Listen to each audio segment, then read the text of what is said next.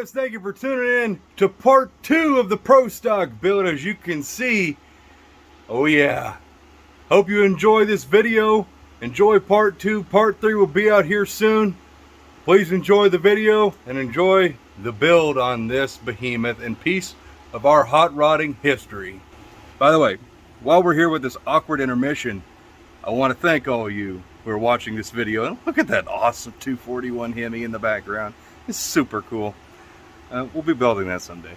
But seriously, thank you for watching this. This engine means a lot to me, and it's awesome to be able to finally be finishing it. So thank you again, Brian from Dust Devil Garage and Tall John from Tall John's Fun Shop.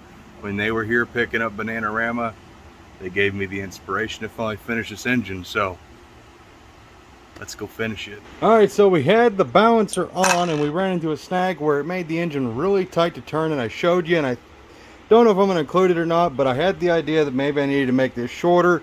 Don't know where the idea came from. Well, called my good buddy Billy, just needed to talk to someone, and said I needed to space it out, which makes way more sense. I knew my line of thinking wasn't right. So, was looking around, I was going to make it out of aluminum, and just wasn't real kosher with that. And I actually found some flat washers in Dad's service truck that were the exact same thickness as the gear drive cover, not a little bit thicker, and I bored the hole out and actually just filed the keyway in. I know it looks a little weird, but that keyway, I cut that on my file, and that's the same size as the actual key. And look at that, perfect crank spacer, and that spaces it out just the right amount, at least should be. So what I'll do is I'll put the cover back on and we'll do a test fit and make sure everything clears. We'll keep the oil pan off this time, and wish us luck. But if not, I mean, I'm pretty proud of that. Well, that would be the oil pan permanently installed. We're not taking it back off. Hopefully. We got the lines all tightened here. A little bit of airspace right there between those two. It'll be fine if they touch, it don't matter. It's steel braided stuff. So now we're going to flip this thing back over for the last time. We're going to dig those heads out of that bag, clean the deck surface, get our head gaskets on. Oh yeah. It's so good. I feel like I have this thing almost done. This is cool. Thank you guys for being a part of this journey with me. We're going to hear this thing run probably next week. Alrighty, so you see the Fel-Pro head gaskets are out. So I chose these over my Cometics just because, well, these fit the bores a little bit better. And I like the Fel-Pro head gaskets, I really do. Part number is 1106 if you decide you want some of these. These are Hemi specific. You can't use 440 head gaskets. Hemi stuff is special. So head gaskets are sitting on the dowels. I'm going to get the heads out. Just want to show you the heads. This is the head. We had to do some major reconstructive surgery on it. You can see there's still damage, but it's fine. There's no sense in, getting crazy with these things. But we went back to standard Hemi valves, 2 1/4, 194. It's intake exhaust. We had to get custom valve guides made for these heads. I think I detailed all that in another video. Mark decked them, made sure they were true. And yeah, these studs are already installed. Loctited in. This is the even number head for the passenger side. So we're gonna get this bad girl on. Oh boy. And here's the driver's side head. By the way, when I say Mark, I mean Mark at Advanced Engine Machine in Salina, Kansas. That's who I use for my machine work. I don't use anybody else if I can get away with it. He's about 2.5 hours away from where I live, and in my opinion, one of the best engine builders and machinists in the country. He's always been really good to me, so I have nothing bad to say about him. I mean, most shops said these heads weren't worth fixing. He took them on, and he fixed the heads on Jezebel's 505, and those were Chinese crap heads that he made his own. So we do have lash caps we're going to put in the rockers. Now I've got to set up the rockers still. I'm going to run stock rockers on this engine instead of my stage 5s that you've seen, my big pretty ones. Those are going to be for another Hemi in the future when I get a block. I've got a brand new pair of Edelbrock heads in the house for that engine, and an Indy tunnel ram right there, and a Marine dual quad intake like what's on Dad's Hemi. So I've got options. And then my street Hemi I plan on building someday will be running my Mickey Thompson, so it'll be single plug. Don't ask, those other chrome ones aren't for sale. The rest of that crap probably is. So, get this other head on, and look at that, it's a Hemi now. Oh baby, oh baby. Yeah. Look at that beauty. Twin plug, 433 casting, Bob Mullen, dual plug Hemi heads. The studs are in. Now I got to cover it up because I got to clean the rockers. I should have already had that done, but I didn't. But I just wanted to go ahead and get the heads on, get the studs in. ARP lube, ran them down. They're all tight. Like I said, these studs are already Loctited. I did that a while back, and they're torqued down. So now, get the rockers out, clean those up. There it is. It looks like a Hemi now. Man, I've never seen this thing with the balancer on it, with the heads and everything. That is so freaking sweet. That, I'm not running that oil filter, by the way. That's just for display purposes. I'll get a really good filter for this thing. All right, enough rambling. Dig my rockers out, get those going. Okay, got everything kind of just sitting on there. I got a little bit of silicone on the cork gaskets for the valve covers, so they're setting up. And it's significantly later in the day. Buddy Jesse stopped by, wanted to hang out for a little bit, get some money for some parts I bought off of him. And getting out my stock set of rockers, just cleaning them up. And I was making sure all the adjusters work good. Well, if you can't tell, that one did not want to leave its hole. And I've been having some issues with getting some things out of this, you know, getting like the balancer is going to take it apart and rotate and clock it. Well, I had this hole here that refused to come loose. Didn't matter what we did. We double nutted it, heated it up, penetrated with fluid, nothing worked. Well, welded another nut to it, and actually we got it so hot the rocker started to change colors, but it came right out, and now I'm kind of down an adjuster. Well, Brian from Dust Devil Garage. Brian, one of those Isky rockers you brought me that was new old stock. Look at that.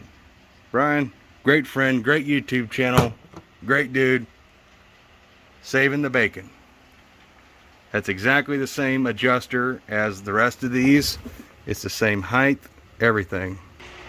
So, these are not torqued down yet, but I think the push rods actually came with this engine are going to work out.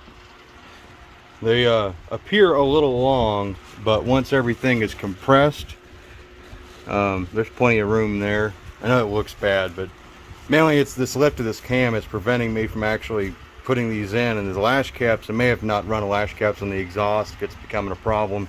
May not be able to run lash caps at all. I was kind of hoping to run them, but there it is, all Hemi looking. So we'll get the other side done tomorrow. Dad wants to go eat dinner, and I kind of want to keep working on this, but I should probably go eat dinner.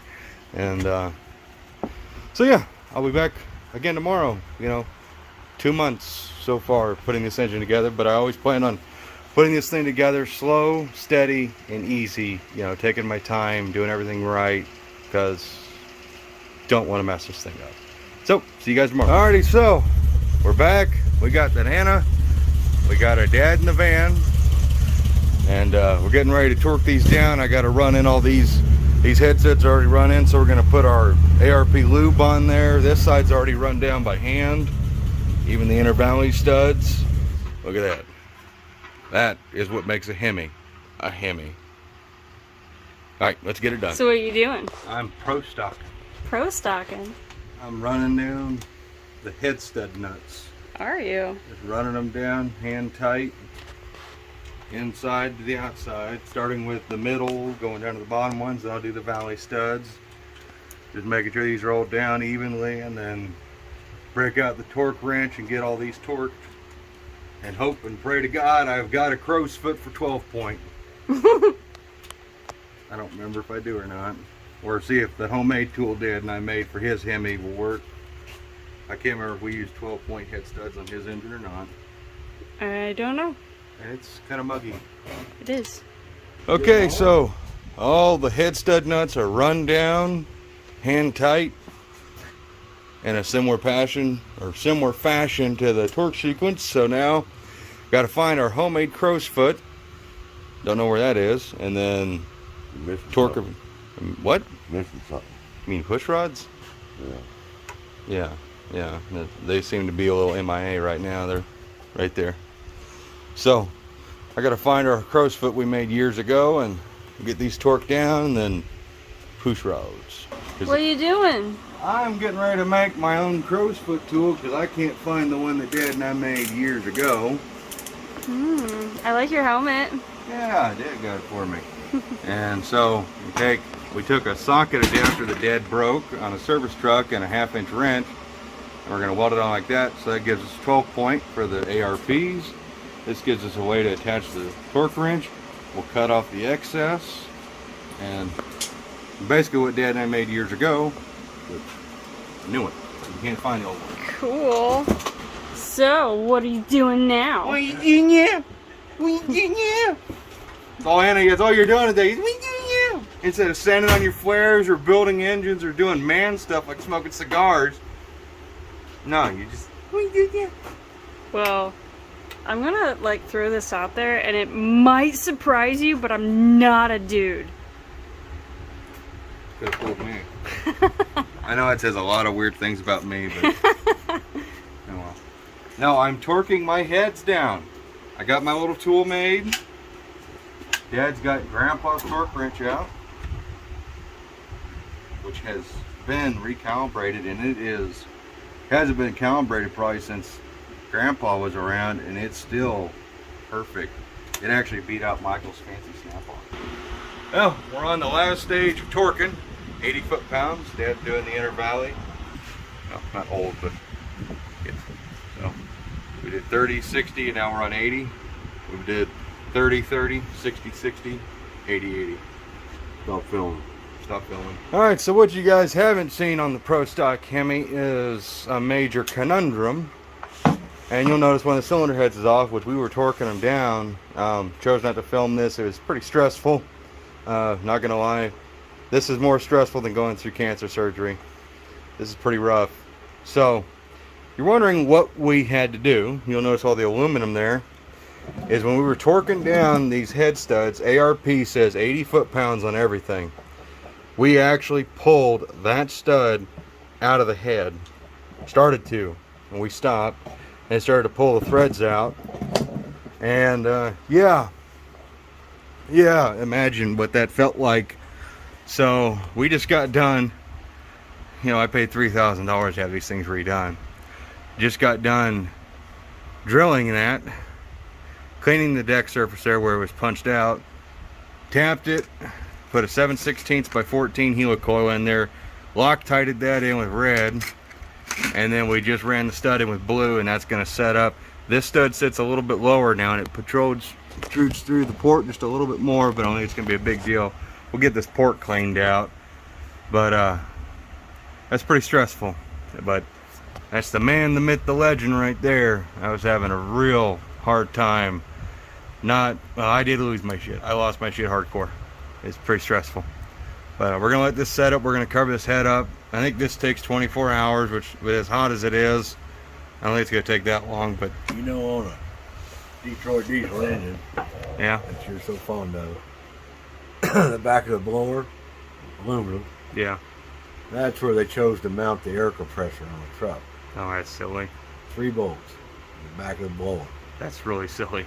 Yeah, I come home one time in the Freightliner, and the air compressor's flopping around, and I had to helicoil all 3 of them bolts in the back of that blower with it in the truck. Oof. And it worked. Held that air compressor from then on out. And I talked to some buddies about this, and they say that'll be just fine, you know, having that helicoiled. I was kind of worried about it, you know, sticking through and everything, and the life of that helicoil, but everything's Loctited in there. As long as everything sets up, it'll be good. And a lot of my buddies were saying these are just hand tight. You never torque those down really, and they do just fine. So we had 60 foot-pounds and no problem. So yeah, we went to 80. Yeah, so we started pulling. And actually the 80 foot-pound mark was actually pulling these studs out of the block. So I don't know what the heck. The factory only says to 75, and then like Summit, they've got the torque spec calculator, and aluminum heads only want them to go to 70 on aluminum heads. So I think we're just going to go to 70 and we're going to stop. We're going to call it a day, and we're going to get these things as tight as we can by hand, by double wrenching them. Yeah, we don't want to do this again. Remember, I got that digital feel in the truck. Okay, guys and gals, we're back for another day. Check those out. Those came from my good friend Tom Roseman. I dug those out just to see what they look like on the Pro Stock, and I do dig them. We might end up running those instead of those original steels. So the head is fixed. The dual distributor is completely done, 100%, fully functional, timed up pretty good. They're both pointing at what will be #1 on their caps, respectively. I got to redo my marks here so that way I've always got 0 set. I had to twist them around so that way this was perfect, you know, straight across here. Want to get this head on, make sure there wasn't going to be any issues. That motor mount, motor plate is all done up. I got to get a pair of coils. I might end up moving this back over to this side and then putting my coils right here. We'll see. Trying to keep this thing where it's all self-contained. This thing doesn't need any auxiliary units or anything. Only thing is the MSD box. It's going to run the coils and the distributors. That'll be mounted somewhere, I don't know, hidden. We're going to hide that because it's ugly and it doesn't belong on this. So the head's fixed. Now I'm going to put everything back together on it. Hopefully get it torqued down. Talk to some Hemi gurus, and yes, these 7/16 studs do require 80 foot-pounds to be properly torqued. However, 70 to 75 is plenty on this set. Your inner valley studs really don't need to go over 45 to 65, and ARP says 80, and you go 80 on these, you're going to pull these studs clean out of the ports like what we did. But it's fixed now. Didn't want to have to fix it. So thanks, ARP. You guys are freaking awesome. Not. Alrighty, guys and gals, heads are torqued down. No issues so far. We're getting the push rods in, and I'm going to make Dad hold that camera. Unless you want to do it, dude. No. The last intake push rod going in. Now, these valve springs are so stout, you've got to wheel the engine over until you get to the base circle just to put the push rods in. Here it is. You ready? Going home. Oh, I gotta loosen that adjuster. Never fails. Where you at? I'm right here. I gotta loosen this adjuster. I had it too far down. Can't run the little caps. No, I can't run my lash caps. The push rod's just a little too long. I don't think it'll be an issue. And then you can see how that valve, how the rocker arm is actually riding right where it needs to be. Is that up on a lobe? Yeah, that's literally on a lobe. That's like 800 inches of lift. Can you see anything through there? Yeah. Oh, actually, we're not even fully. You can't see crap. Let's see. Look at them little guys working for a living. They ain't taking what they're given because they're working for a living.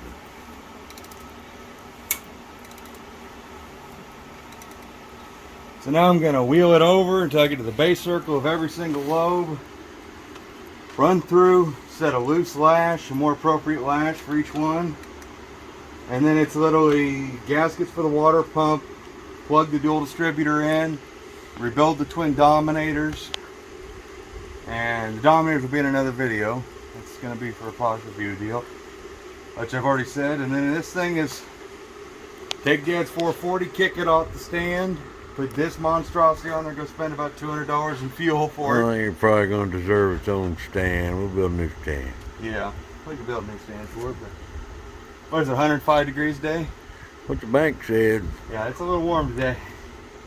But Look at that band. hey, this is about the Pro Stock. Give me that. Alright, we'll check back in. Alrighty, so we're sitting here setting lash. I'm just setting it to 18 on the intake, 24 to the exhaust. I'm going to call some people around, get their opinions on that. So that's just normally what we set our lash to with aluminum heads and stuff. So we'll see what other people say with this lifted cam and everything on a Hemi. This side's all done. All the adjusters are fairly much the same, which is good. You always want your threads poking out to be about the same on every single one. If not, you got a problem. So we're doing all the intake, then we're going through and doing all the exhaust. We just got the exhaust on this side to do, and we're rolling them over till they're on the base circle on the cam, which on this is really easy because you can see the cam. And that'll be done here in about, probably 2 minutes. Alrighty, Dad, what do you guys say about that lash adjustment? It ought to be dandy. Check out this. Holding a screwdriver was just a little bit of a pain in the butt. This. Oh yes. Especially with some of these adjusters that are a little sticky. That was a great idea, Dad. So, get this dang motor plate off. This stuff is annoying. It looks like a dang Hemi now. Look at that. Moves them valves pretty fast. That's that roller cam. It moves them a lot. And we're already doing the intake on this side.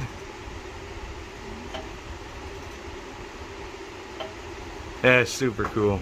I appreciate your help tonight, dude. And your help with this whole thing. So, now we've got to decide, are we going to run these gold Mopar aluminum covers from Tom Roseman, or run the original steel dual plug covers also from Roseman, because we have a twin distributor from Roseman. There seems to be a common denominator. You know, if it wasn't for him backing me and, you know, pushing me to get this thing done, I don't think it would have ever got done like this. This thing would have probably just been detuned and wimpy and just another boring 426 Hemi. Boring. You know, this thing... I don't think they make a boring 426 Hemi. That's true. That's very true. It's an oxymoron. But this thing is redone in its original configuration. We agreed on running the original style rockers because it's period correct instead of the purple billet aluminum ones with the stage 5s. The Fisher dampener's back on there. We got that Jegs timing tape on there. A Mopar chrome block off, which you need to put the actual gasket behind that. Dual distributor's done, so we're almost ready to go buy some race fuel, Dad. Oh God. On the engine while it's mounted to the run stand. And I want to show you some of the sweet things we got. So, these came from an unnamed company. Well, this actually is the only thing that came from an unnamed company, because they're the only people who had it in stock, and local O'Reilly's are not that smart apparently. A mini Denso alternator that I'm hoping to mount right about here. And that thing's a lot smaller than I thought it was. Holy crap. I like this thing. I really do. We also got some bracketry just in case we need to modify something. Now what's really screwy is this Fisher dampener is for a Chrysler. It's all Chrysler dimensions, but it has a Chevy pattern, the 3-bolt pattern. So lo and behold, here's a Moroso cast aluminum pulley, because I want it to be correct, you know, look right. Okay, and the holes are right. However, it's got that little spud that sticks out. I got to cut that off. I got to machine that off because it's hitting right here, and we can't have that. And if this makes it sitting flat, cool, it still shows Fisher. That was one thing I wanted. I might have to bore this hole out just that way it sits on this ring, so that way it's hub centric and not just centered on the bolts, because that's not how these things work. So that's going to be perfect. So that's going to mount that up there just the way I wanted. We also have a brand new car cover for Dad's car, which he asked me to get him. And of course, our guy at Jegs, Rob Ziegler, the one and only, the man, the myth, the legend, the Ayatollah of rock and rolla, hooked us up with another car cover. Thank you, Rob. I mean, we pay for this, obviously, but he got us that. Also got all the fuel line stuff for the Pro Stock Hemi. Ooh, we got a baggie. We got all of the stuff to build the Pro Stock Hemi's fuel line system, which will be identical to Jezebel's. Holy crap, look at all this stuff. Wow. And so I was originally going to keep everything very period correct with the red and blue AN. However, the way I like to do my fuel lines, which requires a fuel Y, which I kind of copied from Birdsong, that doesn't come in red or blue. So I decided, you know what, screw it. Let's all go nickel finish, and I think that's going to play well with the steel braided line, which is period correct. They didn't have the nylon stuff. And rubber hose to me just always looks like crap. And I think it's going to make everything look a little bit better instead of having a bunch of weird colors up going on up here. It's all gonna be nice. And if you're curious what Jezebel's fuel line setup looks like, 1 second. Here we go. This is what I'm talking about, what I'm gonna build. My buddy Chris Birdsong at Junker Up on YouTube, he did this first with push lock stuff, and I figure I'll do it in AN. And I love it. Makes it really simple. Like, I love my dad's hard lines that he builds. They're kind of a pain in the butt. Change jets. You know, with this setup, you can really take the bowl off and let it dangle and do your jet change and put it back on. With hard lines, you gotta break the nuts loose, and I mean, it's an extra step. This costs a little bit more, but it'll work. So I'm basically gonna do that on the twin dominators. And it's gonna be, it's a little different than this. So I got -6 feeding the carburetors, but then the Y that I'm using from Jegs, instead of being -6 to all 6, it goes to 8 right here. So it'll be 2 8s going into 1 8 that'll go to the fuel pump, which will be probably my hollow blue that I've had for 1,000 years that I use to siphon gas out of. Alrighty, so the pulley is machined to accept the taper of the crank bolt. And here we go. So that's what it looks like. I measured the depth of how much this was sticking out, and it was like 2.14, 2 inches, 140 thousandths is what I measured, how much it was sticking off this face. Well, it's actually sitting on this face, which is about 80 thousandths. So I subtracted those, and then I cut my depth in there, and that was just handwork in there until it felt like I had this bolt out until it fit on there nice, and now it's like perfect. I am not a machinist in any way. I don't want to take away from real machinists in the world, but I'm just a fat guy with a lathe who can kind of measure. So I'll get this thing on here, and there it is, sitting as flush as it can. Fisher logo is still visible, which I'm very thankful for. And a huge bonus is the socket still fits, no problem. So there's our Moroso small block Chevy pulley on my Mopar 426 Pro Stock Hemi. So now I get to work on mounting my my Denso Mini 1-wire GM style alternator. And then we're going to start digging into all of this. That'll be fun. Alternator is sitting loosely on here. This is kind of what I had envisioned. You know, we can either have it sucked in like this, or we can have it hanging out. I'd rather it be as close as possible. We got our alignment. I mean, it's probably moved since it's just sitting here, but I measured that with my calipers, about 2 inches. So I got a piece of round stock chucked up. We're gonna drill a 3/8 hole, maybe bore it out just a little bit so it's a little bit slop. I prefer things to be a perfect fit. Here's our measurement, 2 inch, 62 thousandths. So we're gonna bore that hole out. We're gonna drill it out technically, and then we'll bore it out just a little bit, and then part it off. We'll be good to go with that. And that'll be our spacer that'll get our pulley alignment just right. So let's make it happen, Captain. So alternator saga continues. So what we're doing here now is we're going to make a swing adjuster. So I got a cheap chrome Chrysler one, shortened it to the length I needed. Come on, focus. There we go. And that's going to sit in that timing chain cover bolt hole. And we're going to build a spacer. That's what I'm getting ready to do on the lathe, is make a spacer so that way that can stick out so much. And then we'll have to build a spacer for back here because this ear is forward and it needs to be about here.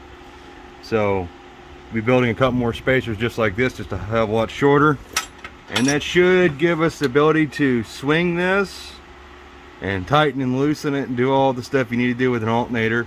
And that's going to conclude the charging system, as long as, you know, it isn't wobbly, which it shouldn't be, because it'll be supported by the thick steel bracket. Okie dokie, here we go. Let me show you how it looks mocked up. Okay, so see that? We got the slot. We got a 825 thousandths thick spacer in there. That's working out pretty good. So now I just got to make a spacer for this gap here.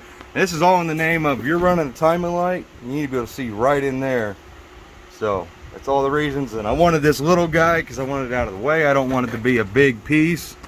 And it's got to have a V groove, obviously, for the era correct stuff. And I didn't, you know, if I went with a regular GM 1-wire deal, it's got that big fan on the outside, and I just see that as a safety hazard. And I don't want to run a Chrysler alternator because I don't want to deal with all the Chrysler crap that goes with it. with the electrical system for this stand. I want it to be simple. And I know there's conversions and stuff, but this little cute guy, he's tiny, he's cute, he's adorable. I know it's not period correct. I don't care. I'm willing to make the concession for the alternator.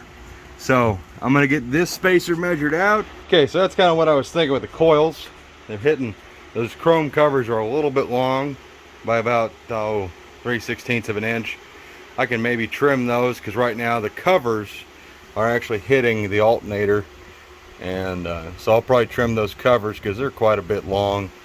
And the brand on those coils is what I supposedly have to run with an MSD7, and I'm not about advertising for that company.